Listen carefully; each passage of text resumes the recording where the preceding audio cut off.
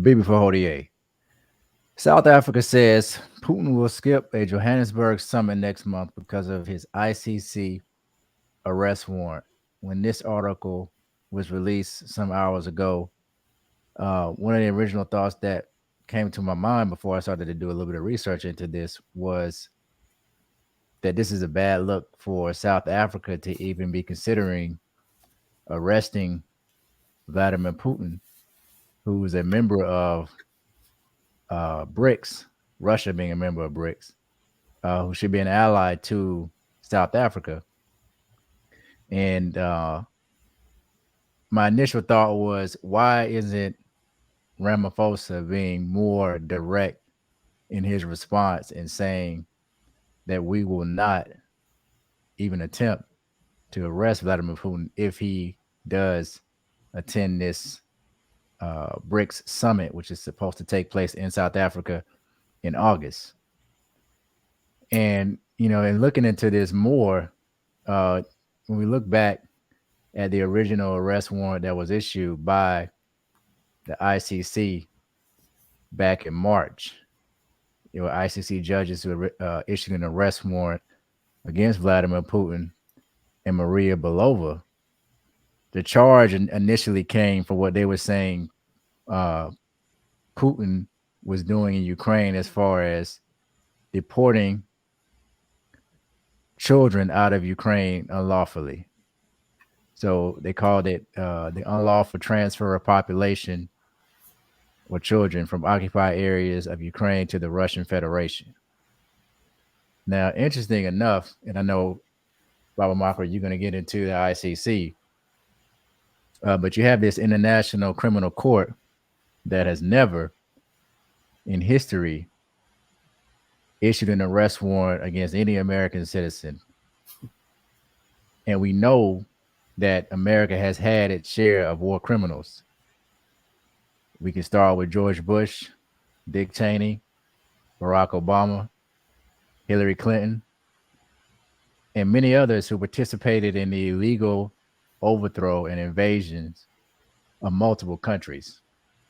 So that's the first thing. But in looking into this South Africa issue, we remember, back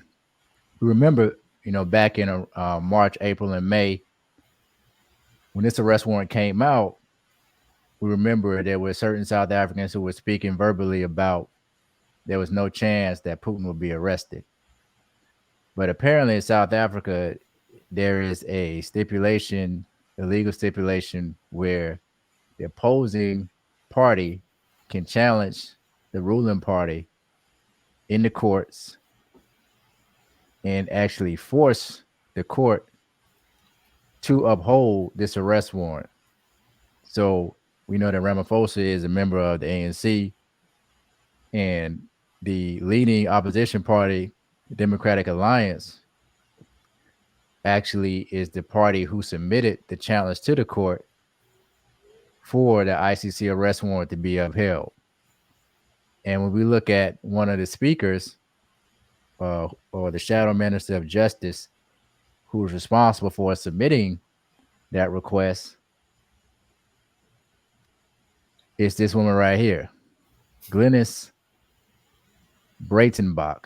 I'm not sure if that's how you pronounce her name, but we can see white South Africans who are responsible for wanting to go after Vladimir Putin, and she's a representation of the Democratic Alliance, which is a liberal, very liberal opposition party. So essentially, Ramaphosa would have his hands tied based upon the laws in South Africa if Putin were to come there. And, in speaking with you, Baba Makara, earlier, you made some great, excellent points about how, this could be a chess move by South Africa and Russia, being that there were meetings between Ramaphosa and Vladimir Putin in the past months where they may have even discussed this. But go into your thoughts on this and, what you see kind of playing out with this situation. Bibi Fahodier, Brother Amos, I'm sorry, I couldn't get my lighting quite organized here, but yeah, well, South Africa, unlike the United States of America, unlike Russia, a few other countries, is not a party to the Rome Statute, which created the International Criminal Court. So theoretically, they really don't have any jurisdiction over Vladimir Putin any more than they have jurisdiction over George W. Bush and Condoleezza Rice or Dick Cheney and Barack Obama, Hillary Clinton, Joe Biden, and so forth and so on. But if you are a party to that statute, then you have certain obligations that you're supposed to fulfill. And one of the obligations is that if a warrant is issued against anyone, if that person, is in your country, then you are obligated to arrest that person. Now, like I said, these guys, I believe, the BRICS leaders are very smart in terms of understanding this game of geopolitics, which basically the United States has dominated since the fall of the Soviet Union, 1991, 1992 timeframe. And Vladimir Putin, who just welcomed President Ramaphosa and I think 4 or 5 other African presidents to Moscow. They went on a peace mission. They were mistreated in Poland, but did arrive in Ukraine, and I don't think they were taken seriously. But Vladimir Putin, I did think he took them very seriously on the peace mission. And he knows that although very few African countries, maybe only Eritrea and one other recently, maybe Mali or somebody recently, voted with Russia on a couple of the UN resolutions condemning their quote unquote invasion of Ukraine in February of 2022. But a large percentage of African countries decided to remain neutral in the spirit of Kwame Nkrumah's and others' concept of positive neutrality, of non-alignment. And they have working relationships with Russia, particularly countries in Southern Africa have long-standing relationships because of the support they received from the Soviet Union during their wars against European colonialism and imperialism. So, they have that relationship. The Soviet Union, primarily Russia, helped the ANC, helped Frelimo, right? Helped the MPLA in Angola, Frelimo in Mozambique. They helped, I think they supported Joshua Nkomo in Zimbabwe, while China was supporting Robert Mugabe. But still, these are people that opposed, helped these African countries. So they have that kind of relationship. So you had people, for example, like in the opposition in South Africa, like Julius Malema, who's saying there's no way we're not going to arrest him. But Ramaphosa was bound. So he tried to use one of the parts of the law that said that if the arrest causes harm to your country, then you don't have to execute it. So he went to court after the Democratic Alliance, a multiracial, pro-NATO, pro-Western alliance that's one of the major parties in South Africa. After they forced him to court, Ramaphosa went to court and said that if I arrest him, that could lead to a declaration of war. And I'm not going to do that. But the courts ruled against, his argument. So he was pretty much in a bind. Putin looking at the big picture, like I said, playing chess. You have to look 3 moves ahead. You can't just say, well, if I take this position and not worry about the consequences, particularly in light of the fact that numerous African countries will be in St. Petersburg, Russia next week on July 27th and July 28th for the second Russia-Africa conference. And so it's great that these African countries are standing up and showing some level of independence, which we haven't seen since the era of, Kwame Nkrumah, Sekou Touré, and Patrice Lumumba, and others. So, this is very honorable. So, looking at the factors of Putin making a decision, egotistical decision or whatever, saying, I'm coming to South Africa, I'm going to force their hand. He said, no, I'm not going to allow my enemies to play me against my friends. So, and I want these African leaders in St. Petersburg next week. So I just, not attend. I'll send Sergei Lavrov. So, that's basically, how I saw that coming down. But this political party really is just a tool of the North Atlantic imperialists, the tribes of the North Atlantic imperialists, as far as I'm concerned, Brother Amos. I agree. And something else that crossed my mind was, what would the safety be for Vladimir Putin in South Africa, being that the South African military, the air defense, is not as strong as Russia or China? Would they be able to protect Putin from a potential drone strike? And we've seen Ukraine already attempt to drone strike and assassinate Putin 2 times already. Right. So would it even be safe for him to travel to a location that they know he would be in, that wouldn't have defense mechanisms in place to prohibit that type of strike?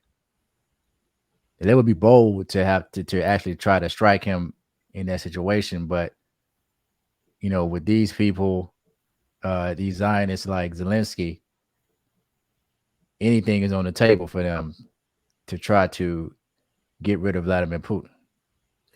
Well, particularly when Joe Biden said the objective of supporting Ukraine is to remove Vladimir Putin, from power in Russia.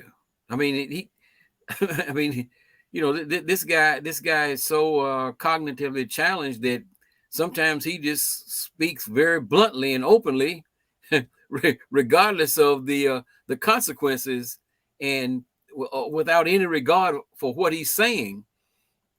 And so that's on record. So when you make a statement like that's on record, that your objective is regime change, in the sovereign nation of Russia, then,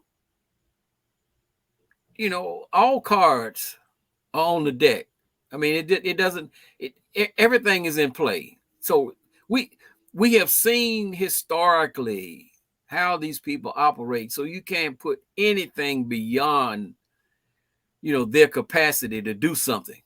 I mean, you really can't. So this is a very, I think, diplomatically intelligent move, because they're playing the long range game of changing the geopolitics in this world to make it more of a multipolar world than the unipolar world dominated by the United States that we've seen since the early 1990s. They have long range plans, and this is an important meeting for the BRICS countries, because there are so many nations that want to join, this alliance. And, the handwriting, quite frankly, is on the wall, and desperate people who are literally addicted to war, addicted to power, they are subject to do anything. So I think this is a very prudent move. I think this is important. I think we need to to just deal with the issue of the International Criminal Court, the charges against Vladimir Putin, which were issued on March 17, 2023. And what it said, now this is very interesting how they worded this. The president of the Russian Federation is allegedly responsible, allegedly responsible. So they, in other words, they're saying we may not even have proof. It's allegedly responsible for the war crime of unlawful deportation of population, children, and the unlawful transfer of population children from occupied areas of Ukraine to the Russian Federation under certain articles of the Rome Statute. The crimes were allegedly committed in Ukrainian occupied territory at least from the 24th of February 2022. There are reasonable grounds to believe that Mr. Putin bears individual criminal responsibility for the aforementioned crimes, for having committed these acts directly, jointly with others, and or through others, and for his failure to exercise control properly over civilian and military subordinates who committed the acts or allowed for their commission, or who were under his effective authority, control, and control. Okay, so he has these charges along with Miss Belova, who is the Commissioner for Children's Rights in the office of the President of the Russian Federation. Now, the numbers that Ukraine and NATO have put forth fluctuate all over the place. One of the most common numbers you see is something like 16,000, 19,000, and some even higher. Apparently over 350 of these children have been returned. Now, because they're not very specific in terms of who these children are, if these children in fact came from the Donbass area, or even one of the other primarily Russian-speaking areas of Ukraine, then these children may have been Ukrainian citizens prior to 2014, and we have to go back to 2014 because that's when the conflict actually started. But culturally, they are Russians. Now, the one thing that is not discussed in this whole situation is that this conflict started after the Victoria Nuland Barack Obama coup that overthrew the elected government of Ukraine in 2014. When that happened, the Russian-speaking areas decided that they were going to separate from Ukraine, the Donetsk, Luhansk areas. They created their own republics, and so a conflict started then that has resulted in the death of 14,000 people. Apparently, these numbers, you don't know whose numbers you can trust. Over 6,000 of those people killed were either Russian soldiers, Russian personnel, or pro-Russian people from Luhansk and Donetsk. About 4,500 were supposedly Ukrainian, and then you had about 34 to 3,500 civilians, including children. According to the UN, during the course of this war, which has not been discussed in the U.S. media, and still is not being discussed as a prelude to what happened in February of 2022, between 2014 and February of 2022, over 30,000 people in this area of conflict were wounded. And so this situation, because you have civilians being wounded, there's a great possibility that a lot of orphans were created because their parents were killed.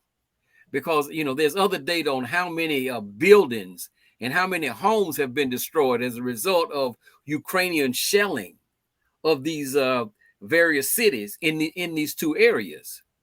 And so whereas the Ukrainians are saying that they captured these children and forced them to go to Russia, The Russians were saying we were actually protecting these children, getting them out of harm's way after, many of their parents, they were either killed or they became separated from their parents because, war is just total turmoil. I mean, we just talked about what happened in Tulsa. Luckily our three elders there were able to stay with their parents, but many children in Tulsa lost their parents. So this is what they are saying.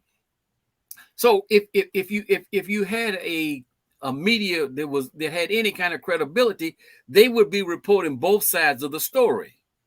But all we get is the Ukrainian side. Now, so let's say if you take the high end number that I've seen, and these, like I said, these numbers are all over the place. But who can believe anything that's being said? Particularly from the NATO side. I mean, Dr. King was correct when he said in international conflicts, the truth is hard to come by because most nations are deceived about themselves. So we know that, there's propaganda going here, but you at least should put forth an effort to consider, both perspectives. So they run out and said that this man allegedly committed these crimes. So we're talking here about, up to 19,000 children. Now, let's be clear. One child lost. One child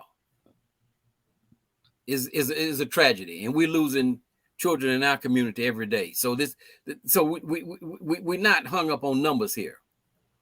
But they're saying he allegedly did something, allegedly committed these crimes, taking these children against their will to Russia.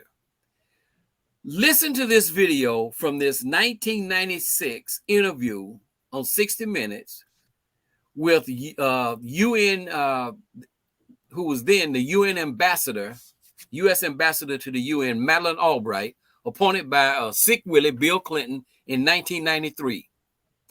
Listen to this admission.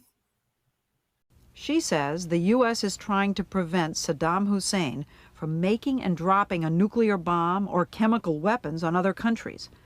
And she says he's still lying about his weapons programs. We have heard that 500,000 children have died. I mean, that's more children than died in Hiroshima. And is the price worth it? I think this is a very hard choice, but we think the price is worth it. It is a moral question, but the moral question is even a larger one. Don't we owe to the American people and to the American military and to the other countries in the region that this man not be a threat? Here you have an official in the Clinton administration admitting that U.S. sanctions on Iraq, U.S. sanctions imposed on Iraq, which included medicines that children, particularly when doing, right after childbirth and other things that children needed, caused the death of 500,000 Iraqi children. 500,000. And Leslie Stahl said that was more children that were killed when the United States dropped the atomic bomb on Hiroshima. Where's the International Criminal Court?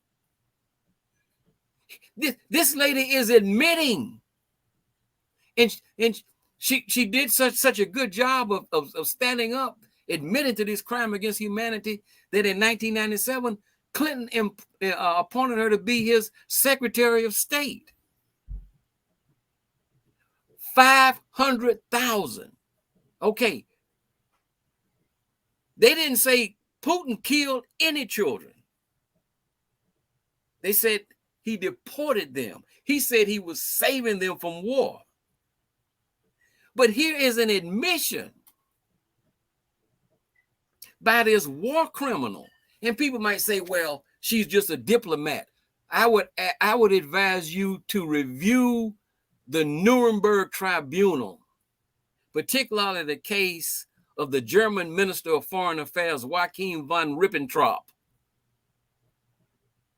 If I'm pronouncing that correctly. Joachim von Ribbentrop, T-R-O-P, von Ribbentrop. He was convicted of 4 crimes at the Nuremberg Tribunal and subsequently hanged until he was dead.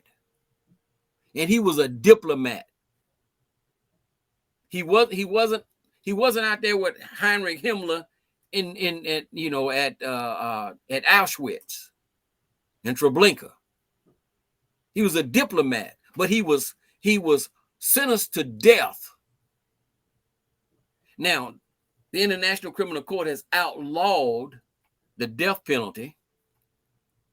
No matter how bad, whatever crime you commit, they will no longer execute you. But these people should be rotting in prison right now. And there's no statute of limitations on crimes against humanity. So if they want to raise the issue of children, I mean, okay, let's talk about children being killed. Let's talk about a 16-year-old American citizen sitting in a restaurant in Yemen when Barack Obama sent a drone to kill him while he was eating dinner in a restaurant with his 17-year-old cousin. Let's talk about crimes against humanity. If you want to talk about crimes that were committed against children, let's talk about it. So, this is the hypocrisy. This is why Marimba Ani said for them, hypocrisy is a way of life. But because they've always had the balance of power, particularly in terms of media, then they don't get challenged on these points. No one connects the dots. Mm-hmm. But we do. And so I just wanted to point that out, Brother Amos, because this is one argument. South Africa, they made the correct political decision, in my opinion. But I would throw this back in their face. Mm-hmm. I would throw this back in their face. Because Sick Willie is living peacefully every day right here in the United States. Albright is burning in hell, hopefully, but this was a crap. 500,000 children, because you put sanctions on the country, because you claim that he had weapons of mass destruction. And when Scott Ritter went over there as a UN, and all of the UN inspectors went over there and said all of them had been destroyed. And where did Hussein get these weapons?